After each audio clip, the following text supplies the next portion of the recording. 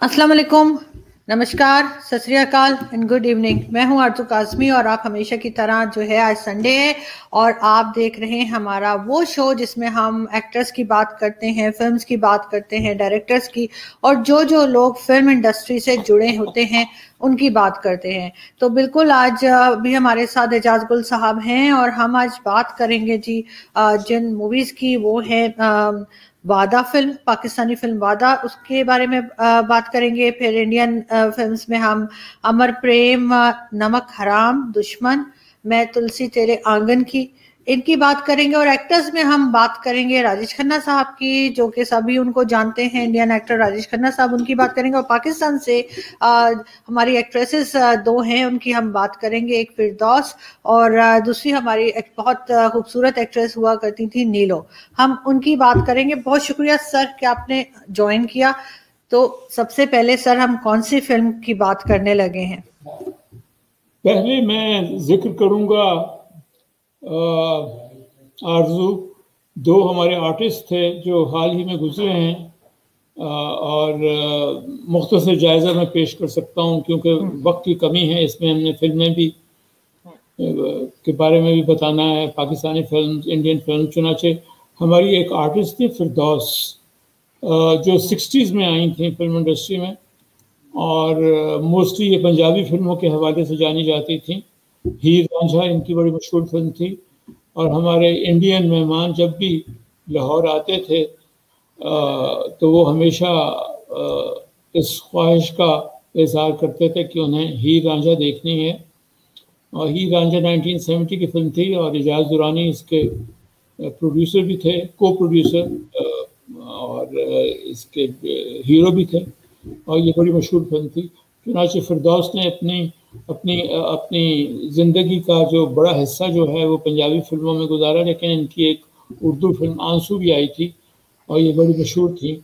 और ये दूसरी बात है कि 20-25 साल से फिल्मों में काम नहीं कर रही थी। हर काम का एक वक्त होता है, करियर का वक्त होता है, उसके बाद आप अपना इंडस्ट्री जो है वो छोड़ देते हैं। इस तरह से इन्होंने भी फिर इंडस्ट्री छोड़ दी थी फिल्मों के हवाले से, लेकिन मतलब जो लोग थे फिल्म में, एक्ट्रेसेस जो हैं, उनसे इनकी मुलाकात वगैरह होती रहती थी। और हमारी दूसरी आर्टिस्ट थी नीरो, ये अपना इन्हें हम आबदा रियाज शाहिद के नाम से भी बुला सकते हैं। बड़ी मशहूर आर्टिस्ट थी। 1940 में इनकी पैदाइश हुई थी और 2001 में ये 2021 में गुजरी, हाल ही में, बहुत अभी शायद एक हफ्ता हुआ है लाहौर में। और इनकी मशहूरी जो है वो भवानी जंक्शन से नहीं हुई थी, जो एक अमेरिकन ब्रिटिश फिल्म थी जिसमें इन्होंने गेस्ट रोल किया था लाहौर में 50s में। इनको सही मकबूलियत जो है वो फिल्म 7 लाख से मिली थी, जिसमें एक गाना था छुट्टी लेके आजा बालमा, जो इन पे पिक्चराइज हुआ था। और इनकी ज़िंदगी, करियर जो है उसमें बड़ी मेहनत थी, कोशिश थी, मुसलसल ये काम करती रहीं। इनके शौहर रियाज शाहिद बहुत बड़े मुसन्निफ थे और इन दोनों की जो बनाई हुई फिल्म थी ज़रक़ा, वो बहुत मशहूर हुई थी 1969 में।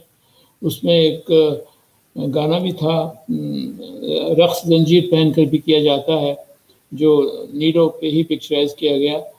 और इनकी मशहूर फिल्मों में ज़रक़ा के अलावा बंजारन है, पायल की झनकार, अज़रा और बेटी। और डांसेस में ये ख़ास तौर पे मकबूल थी, मशहूर थी और एक नामवर डांसर थी, लेकिन एक अच्छी एक्ट्रेस भी थी। और ये भी काफ़ी अरसे से फिल्मों में काम नहीं कर रही थी। तो ये दो आर्टिस्ट थे जिन्हें हम खिराज अक़ीदत पेश करना चाहते थे। इसके बाद हम फिल्म पे आते हैं। अपना फिल्म है वादा, 1957 की। हिदायतकार थे WZ अहमद थे, जो इंडिया से आए थे। और WZ अहमद साहब ने इंडिया में भी फिल्में बनाई बहुत सी। और इनकी फिल्म वादा जो है वो एक बड़ी मशहूर फिल्म है, मुझे बहुत पसंद है, मेरे बहुत करीब है वो। सबिया संतोष और अंजुम अलियास कश्मीरी और लैला इसके सितारे थे। और सैफुद्दीन सैफ ने इनके गाने लिखे थे, रशीद अतवे की म्यूज़िक थी। और शराफत अली का एक गाना था जो कि रीमिक्स हुआ है यहाँ भी और इंडिया में भी जब तेरे शहर से गुजरता हूँ जाने क्या क्या ख्याल करता हूँ। बिल्कुल ठीक सर। इनकी जो आप बात कर रहे थे एक्ट्रेस नीलो साहिबा की, तो उनका if I am not wrong एक मैंने कुछ सुना था कि जब पता नहीं याहिया खान या अयूब खान किसकी डिक्टेटरशिप थी तो बहुत फोर्स किया गया किसी दावत में आके, और कोई डांस फंक्शन था कुछ था तो उन्होंने मना किया, फिर ज़्यादा उनके ऊपर बहुत ज़्यादा तंग किया गया तो उन्होंने शायद कुछ जहर खा लिया था या पता नहीं ऐसा कुछ सुना था।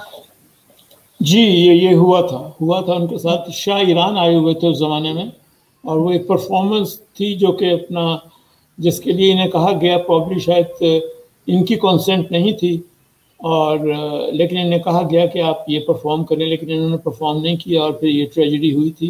ये अयूब खान के ज़माने की बात है। गवर्नर अमीर मोहम्मद खान जो हैं वो पंजाब के गवर्नर थे। बिल्कुल ठीक सर। अब हम बात करेंगे किस फिल्म की, राजेश खन्ना साहब की किसी फिल्म पे जाएंगे या पहले कौन सी फिल्म आई थी? राजेश खन्ना ने तो अपना आरजू बहुत सारी फिल्मों में काम किया, लेकिन मैंने जो सीक्वेंस बनाया है वो नमक हराम है राजेश खन्ना के साथ। इसकी एक इंटरेस्टिंग चीज़ ये है कि अपना इसमें दो हीरो थे, रेखा थी साथ में, और फिल्म का जो ड्रामा जो है, फिल्म का प्लॉट जो है वो अमेरिकन ब्रिटिश फिल्म बैकेट से बहुत मिलता जुलता था। रिचर्ड बर्टन और पीटर ओटूल थे, ये दो दोस्त होते हैं और फिर वो इन्हें एक पोस्ट दे देते हैं अपना पीटर ओटूल, जानते हुए कि ये मेरा दोस्त है और जैसे मैं कहूँगा ये वैसे ही करेगा, हेड ऑफ द चर्च। लेकिन रिचर्ड बर्टन को जब ये पोस्ट मिलती है तो फिर वो नहीं करते जो उनका दोस्त चाहता था उससे करवाना, बल्कि वो करते हैं जो वो समझते हैं कि उन्हें वो करना चाहिए था। और बड़ी मशहूर फिल्म थी ये अपना बैकेट, और इस पर बनी ये फिल्म। और इसकी एक और ट्रेजेडी ये थी कि फिल्म के डायरेक्टर जो हैं वो चाहते थे कि अपना आखिर में, फिल्म के आखिर में जो हैं Rajesh Khanna, I am sorry Amitabh Bachchan, उन्हें मारा जाए, लेकिन राजेश खन्ना ये नहीं माने और उन्होंने कहा कि नहीं, ये जो ट्रेजेडी जो है मुझ पे होगी और मेरी मौत से फिल्म ख़त्म होगी। और अपना जो थे फिल्म डायरेक्टर वो मान गए, इसलिए कि राजेश खन्ना की पतंग जो है बड़ी ऊंची उड़ रही थी उस ज़माने में, और फिर इन्हें ही मारा गया। और अमिताभ बच्चन बहुत नाराज़ थे और शायद ही उन्होंने फिर इनके साथ किसी फिल्म में काम किया हो। और लेकिन जब एक्टर टॉप पे होता है तो वो ये सब कुछ करता है। और ये आयरनी है कि इसके बाद राजेश खन्ना का जवाल शुरू हुआ और अमिताभ बच्चन का अरूज शुरू हुआ। इन्होंने बहुत सारी फिल्मों में काम किया और ये सही मायनों में superstar of India of show base जो है वो कहलाए जाते थे। मुमताज़ और शर्मिला टैगोर इनकी फेमस हीरोइन थी। सर पता नहीं पहले फिल्मों में हर मूवी में हीरो को मार क्यों दिया जाता था ये समझ में नहीं आता। जरूर पुरानी मूवीज में एक हीरो को, मैंने बल्कि ये भी सुना था, कहीं पढ़ा था इनफैक्ट कि राजेश खन्ना साहब की जो मदर थी वो बहुत नाराज होती थी और कहती थी कि ये फिल्म डायरेक्टर्स जो हैं ये हर फिल्म में उनके बेटे को मार देते हैं। तो ये इस बगैर ट्रेजेडी के कोई फिल्म कंप्लीट नहीं होती थी, चाहे आप शोले को देख लें या इनकी दूसरी फिल्म जो अमिताभ बच्चन के साथ है राजेश खन्ना साहब की आनंद, वो भी। खैर आनंद की तो स्टोरी मुझे समझ आती है क्योंकि उन्होंने दिखाया ही कैंसर पेशेंट था, लेकिन बाकी मूवीज में भी अक्सर ही ऐसा होता था कि एक हीरो जो है उसको जरूर जो है मार दिया जाता था। और शायद उसकी वजह ये थी आरजू के ट्रेजेडीज जो हैं, ट्रेजेडीज वो चलती थी। मसलन राज कपूर ने एक फिल्म बनाई आह, उसमें भी वो टीबी के मरीज थे। दाग में अपना दिलीप कुमार जो है अल्कोहलिक हैं और वो बोतल नहीं छोड़ सकते और उनकी वालदा इसी गम से मर जाती हैं। और फिर दीदार में वो अपना उन बीनाई नहीं है, वो अपना विजुअली हैंडीकैप्ड हैं। और फिर बहुत चली नौशाद की म्यूज़िक थी। फिर एक डॉक्टर अशोक कुमार उन्हें गांव से शहर ले जाता है, ऑपरेशन करता है और उनकी उनकी बीनाई जो है वापस आ जाती है। लेकिन जब उन्हें पता चलता है कि उनकी बचपन की दोस्त जो है नरगिस, उनकी अब शादी होने वाली है अशोक कुमार से, तो वो फिर खुद को अंधा कर लेते हैं आखिर में और वो उस गांव चले जाते हैं वापस। क्योंकि ट्रेजेडीज जो हैं वो ज़माने में बहुत बना करती थी और बहुत चलती थी। बिल्कुल ठीक। और सर अब हम किस फिल्म की बात करेंगे? राजेश खन्ना साहब की अमर प्रेम। जी, हम अमर प्रेम की बात कर लेते हैं। शक्ति सामंत जो हैं इसके डायरेक्टर थे। इन्होंने गालिबन कटी पतंग भी बनाई थी आशा पारेख और राजेश खन्ना के साथ, और ये 1972 की फिल्म है और एक बंगाली फिल्म थी, उससे ये अपना माखूज थी कहानी इसकी। म्यूजिक आर डी बर्मन की थी और गाने इसके जो हैं बहुत ही मशहूर हुए और शर्मिला टैगोर और राजेश खन्ना इसके नुमाया सितारे थे। और अपना आपको इसके बारे में एक और बात बताऊं कि ये फिल्म की शूटिंग जो है वो कैलकाटा में हावड़ा ब्रिज के नीचे से कश्ती में ये दोनों बैठे हुए हैं, जा रहे हैं, होनी थी, लेकिन जो बल्दिया जो है कैलकाटा की उसने इजाज़त नहीं दी, इसलिए कि इस कदर फैंस थे, इस कदर फैंस थी बल्कि मैं कहूँगा राजेश खन्ना की, कि अगर वो ब्रिज पे आ जाती, जो कि आना ही था उन्होंने, जब ये कश्ती इनकी आती तो वो ब्रिज जो है वो टूट जाता, तो इजाज़त नहीं मिली। तो ये वो सीक्वेंस जो है कि इनकी कश्ती जो है वो हावड़ा ब्रिज के नीचे से गुजरती है, उसकी इजाज़त नहीं मिली। लड़कियां जो हैं कॉलेज की, स्कूल की, वो इतनी डेडिकेटेड फैन थी कि वो अपना खून निकाल के और अपनी माथे पे लगा देती थी और कहती थी कि हमारी शादी हो गई है राजेश खन्ना से। नहीं, बिल्कुल उनका एक बड़ा करिश्मा था और बहुत ज़बरदस्त वो लगा करते थे, और अभी भी जब उनकी मूवीज़ आती हैं तो बहुत अच्छी लगती हैं। और अमर प्रेम का तो कोई जवाब ही नहीं है, जैसे बहुत ही लाजवाब फिल्म है अमर प्रेम जो है। और उसमें इनका जो डायलॉग, ये जो मैंने पिक्चर लगाई है इसमें था ना, पुष्पा आई हेट टीयर्स, तो वो तो बहुत ही चला था और अभी तक जो है वो अक्सर हम मूवीज में भी देखते हैं और आम लाइफ में भी लोग एक दूसरे से कभी बात करते हैं तो जरूर इस तरह की कोई ना कोई डायलॉग बोला जाता है। तो राजेश खन्ना साहब का एक डायलॉग डिलीवरी भी बहुत ही शानदार किस्म की हुआ करती थी। और मतलब मैं तो बहुत फैन हूँ राजेश खन्ना, देव साहब के बाद जो है वो राजेश खन्ना साहब की बहुत फैन हूँ। और किशोर कुमार साहब ने, मेरे ख्याल है देव आनंद साहब के बाद जो है सबसे ज्यादा अच्छे गाने जो हैं वो राजेश खन्ना साहब के ही के फिल्मों के लिए ही गाए हैं। जी, आरजू अमर प्रेम में शर्मिला टैगोर जो है उन्होंने गिरी हुई औरत का किरदार अदा किया, और राजेश खन्ना जो है वो एक बिजनेसमैन थे, बने हैं फिल्म में। फिल्म बहुत कामयाब रही और ये 70s की कामयाब फिल्मों में शामिल की जाएगी। और राजेश खन्ना, जैसे आपने बताया, आपको इनकी अदाकारी पसंद है, बहुत सारे लोगों को पसंद है अदाकारी। और यानी कि एक वक्त था कि 69 से लेकर 71 तक इनकी 17 फिल्में जो हैं वो सुपर हिट थी। वो किसी और एक्टर की के क्रेडिट में ये चीज़ें नहीं जाती कि 17 फिल्में उनकी 3 साल के अंदर सुपर हिट थी और ये सुपरस्टार ऑफ इंडिया कहलाए जाते थे। और अभी तक कोई ये रिकॉर्ड तोड़ नहीं सका है, कोई अभी कोई और एक्टर ऐसा नहीं आ सका इतने सालों में कि जो इस रिकॉर्ड को जिसने तोड़ा हो या आगे से इनसे ज्यादा फिल्में कर पाए हो। इसी तरह से सर राजेश खन्ना साहब की ही फिल्म दुश्मन मेरी बड़ी फेवरेट है, क्योंकि उस जमाने में जब ये फिल्म बनी थी या बनी होगी जैसे, तो उस वक्त हर हीरो को परफेक्ट ही दिखाया जाता था कि सब काम आते हैं। लेकिन दुश्मन में दिखाया था कि इनको ट्रैक्टर चलाना नहीं आता था, इनको गांव की जिंदगी का पता नहीं था। और काफी खूबसूरत फिल्म है और उसमें ऑफ कोर्स मीना कुमारी भी हैं, तो क्या ही कहना है मीना कुमारी के। जी, अपना आरजू की 1971 की फिल्म है और राजेश खन्ना, मीना कुमारी, मुमताज, बिंदु, रहमान, जॉनी वॉकर इनके नुमाया सितारे थे। और राजेश खन्ना एक शराबी हैं जो कि एक रोज धुंध में मिस्ट है बहुत, और ये अपना इनका एक्सीडेंट होता है और एक किसान जो है वो टकराता है और वो मर जाता है।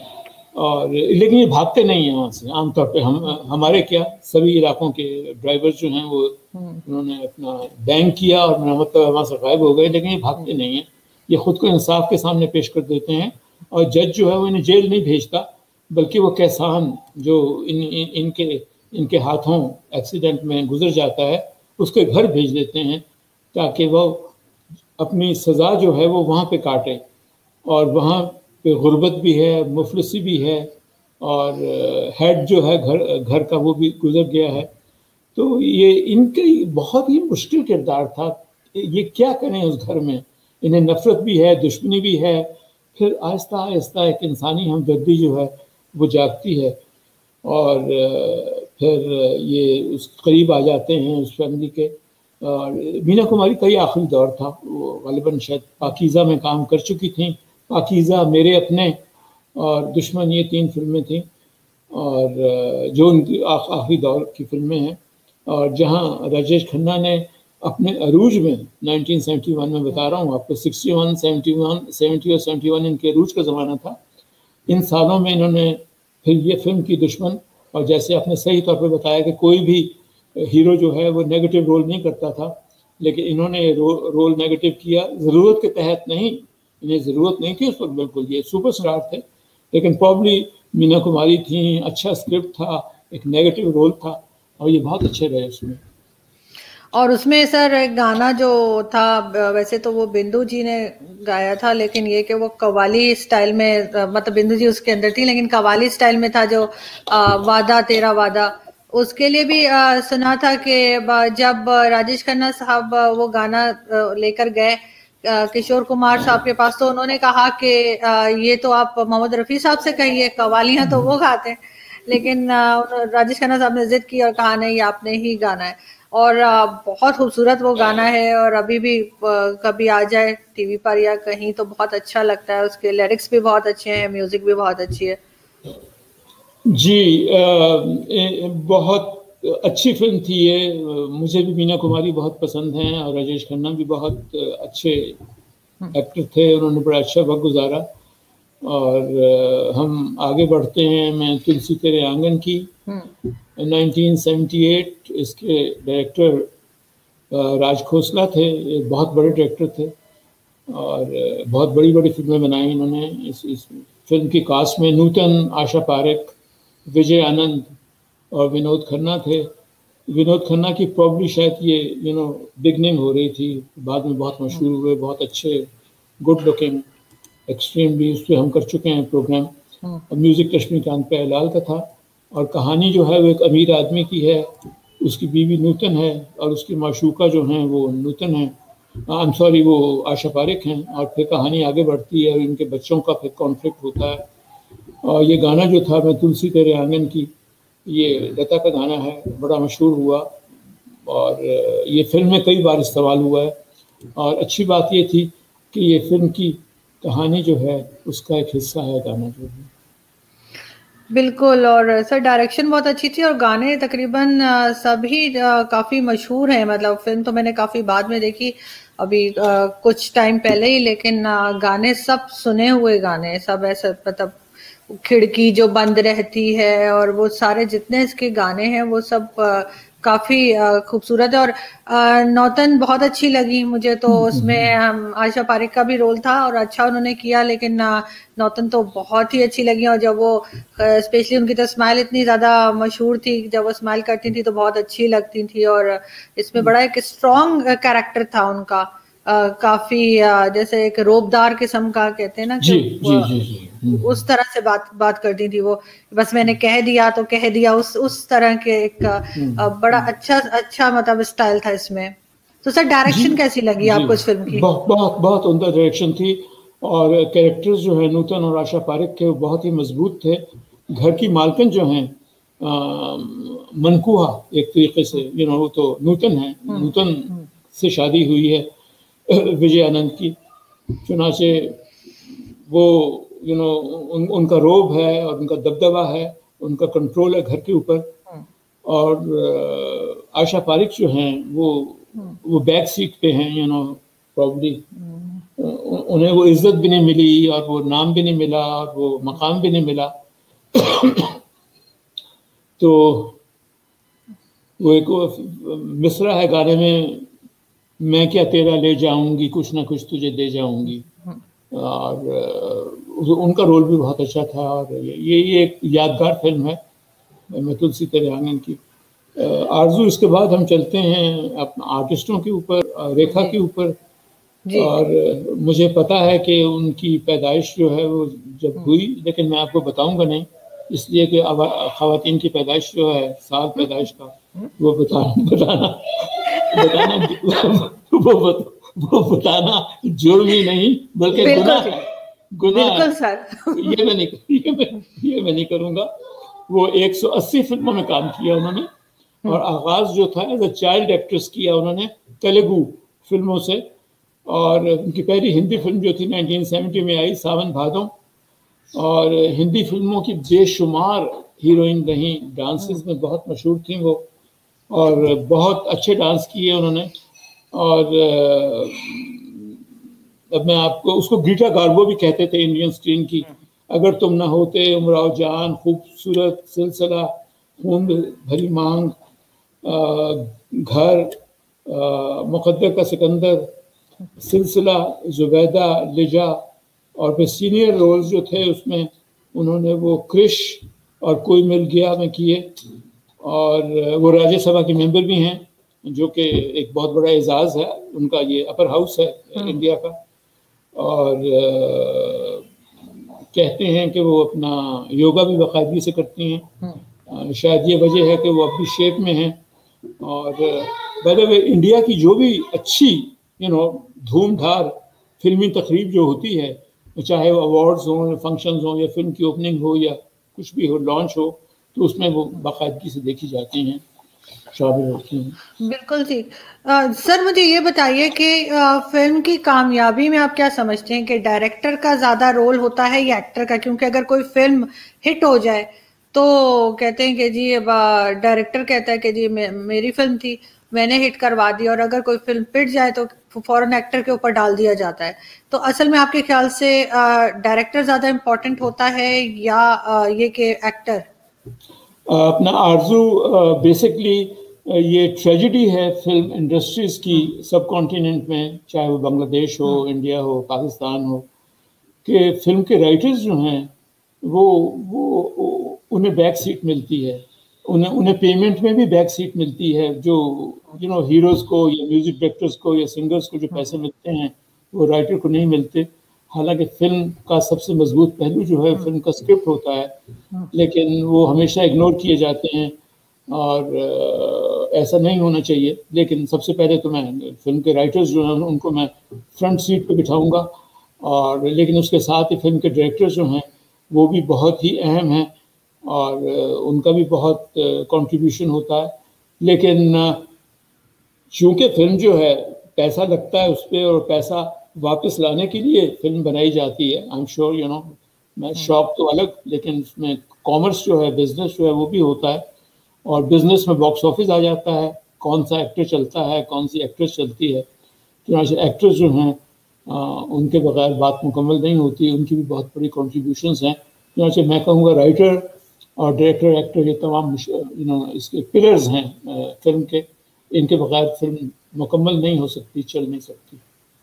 सर बहुत से एक्टर्स हमने ऐसे देखे इंडिया में भी और पाकिस्तान में भी, पाकिस्तान में तो शायद इतना ज़्यादा नहीं आए, लेकिन इंडियन फिल्म्स में बहुत जो सुपरहिट रहे जो एक्टर्स, चाहे वो राजेश खन्ना साहब हो, अमिताभ बच्चन हो, देव साहब हो, या राज कपूर, अगर हम पुरानी मूवीज में चले जाएं, राज कपूर हो या बलराज साहनी, जितने मर्जी आप नाम ले लें, तो इनके जो आगे नेक्स्ट जनरेशन थी, इनके जो बच्चे थे वो इतना आगे नहीं जा सके। बहुत कम एक्टर्स हैं जिनके बच्चों को भी वही सक्सेस मिली जो कि माँ बाप को मिली। जैसे धर्मेंद्र साहब तो सनी देओल बहुत हिट रहे हमेशा, लेकिन ये बहुत कम तादाद हम कह सकते हैं। तो ऐसा क्यों होता है कि ये जो बहुत सुपरहिट फिल्मों में हो माँ बाप, उनके बच्चे आगे नहीं बढ़ पाते?